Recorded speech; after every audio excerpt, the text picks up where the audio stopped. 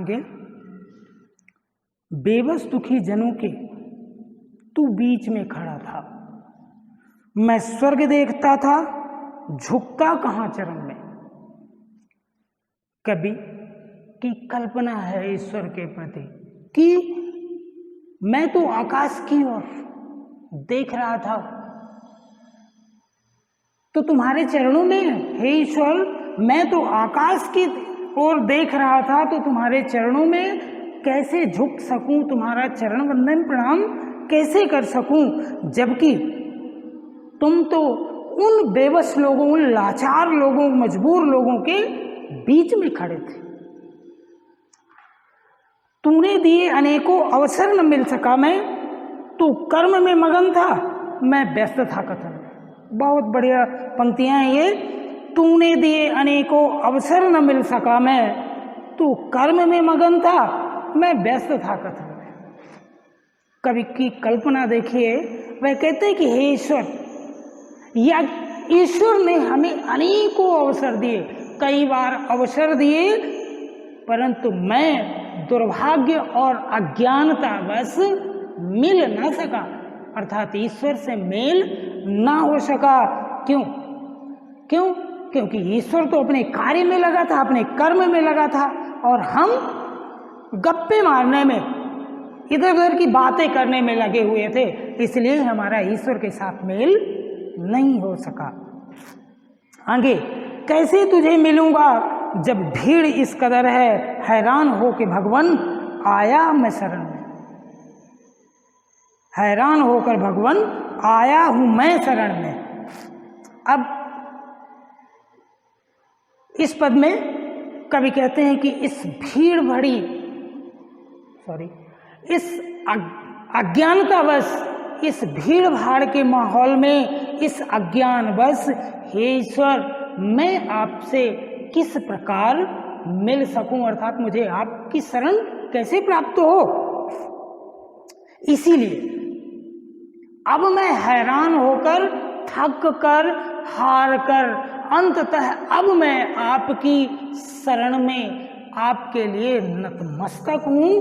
अब आप मुझे अपनी शरण में लें।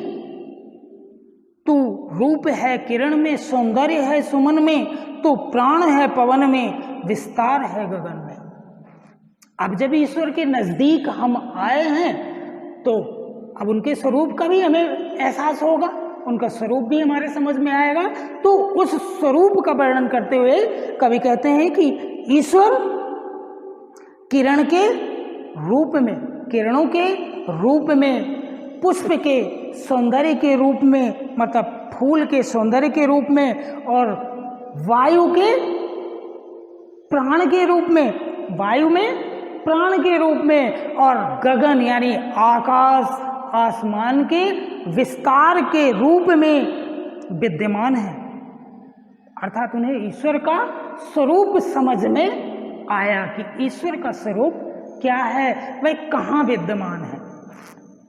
हे दीन बंधु, ऐसी प्रतिभा प्रदान कर तू, देखूं तुझे द्रगों में, मन में तथा वचन में। अब कभी ईश्वर से वंदना करते हुए, उनकी आराधना करते हुए कहते हैं कि हे ईश्वर, हे प्रभु, तुम हमें ऐसी प्रतिभा, ऐसी बुद्धि प्रदान करो कि मैं तुम्हें अपनी आंखों से, मन, वचन और कर्म से भी महसूस कर सकूं, देख सकूं।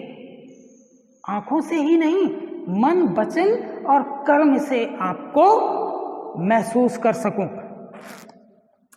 कठिनाइयों, दुखों का इतिहास ही सुयस है, मुझको समर्थ कर तू, बस कष्ट के सहन।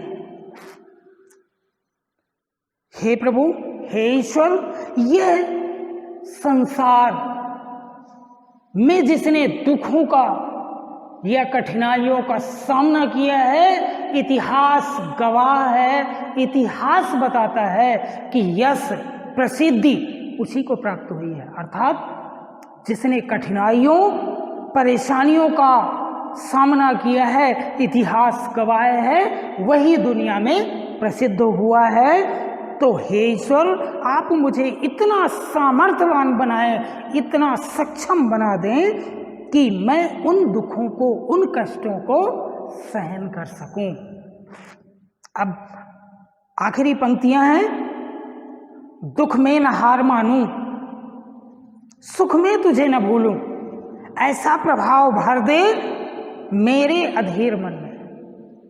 हे ईश्वर, कवि कहते हैं कि हे ईश्वर मेरे इस अधीर, उद्विग्न, बेचैन या व्याकुल मन में ऐसे प्रभाव भरो, ऐसे भाव भर दो कि मैं ना तो दुख में हार मानूं और ना ही सुख में तुम्हें भूलूं।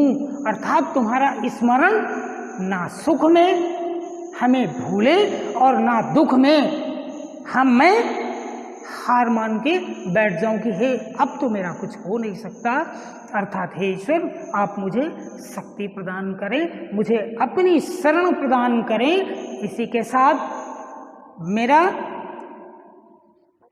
मेरे अगले वीडियो के लिए आप पसंद करें, साझा करें और सदस्यता लें।